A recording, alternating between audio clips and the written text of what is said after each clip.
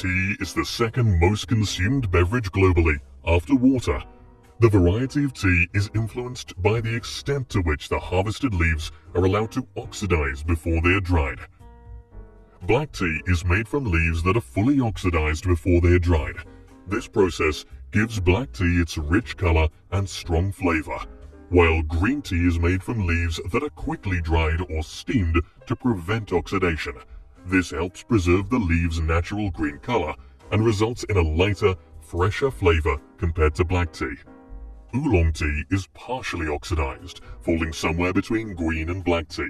The leaves are allowed to oxidize for a specific period before they are quickly dried. This process gives oolong tea a unique flavor, which can range from floral and light to more robust and fruity, depending on the level of oxidation. Tea is made from the leaves of a flowering plant called Camellia sinensis, also known as the tea plant. This includes varieties like black, green, and oolong tea, which differ in how the leaves are processed. Other drinks like herbal teas are not made from this plant and come from a variety of herbs, flowers, and fruits, but are still commonly called teas due to the way they're prepared. The workers hand-pick what is known as the flush, a group of 2 young leaves and a bud that grows at the top of the plant. This part of the plant is prized for its tenderness and flavor, as it contains the freshest leaves.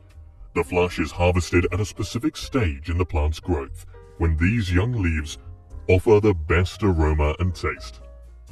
During this time of year, the plant produces a new flush every week or 2. After the flush is hand-picked, the leaves are transferred to the tea factory or processing plant in trucks, where they undergo the necessary steps to become the final product. The first step in the oolong tea process is known as solar withering. Workers bring the leaves into a building with a glass roof and spread them out in the sun for 15 to 20 minutes. This initiates the oxidation and fermentation process, as the enzymes in the chlorophyll of the wilting leaves begin to break down. Simultaneously, the moisture within the leaves starts to evaporate. Workers continue to move the leaves around to ensure even exposure to the sun. Next, the leaves move on to step 2, indoor withering. They are spread out on trays for about 7 hours, during which they are gently stirred every 2 hours, allowing them to oxidize further. Then the leaves are placed into a rotating drum, where they tumble and bruise, tearing the leaves apart. This process breaks down the cell structures and speeds up the fermentation process. Workers then halt the process by tumbling the leaves in a gas-heated dryer for 10 to 15 minutes.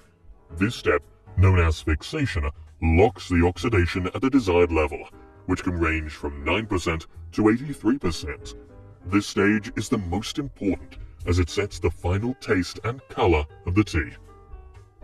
The next step shapes the tea leaves into small pellets. The leaves are bagged in a cotton cloth and placed into a kneading machine, followed by a rolling press to look like small pellets. In the final step of drying the damp tea, the workers transfer it to an oven, where it undergoes 3 drying cycles of 20 minutes each at approximately 205 degrees Fahrenheit. This reduces the moisture content to 4% or below, while also enhancing the tea's fragrance. Thank you for watching, and we will see you in another episode.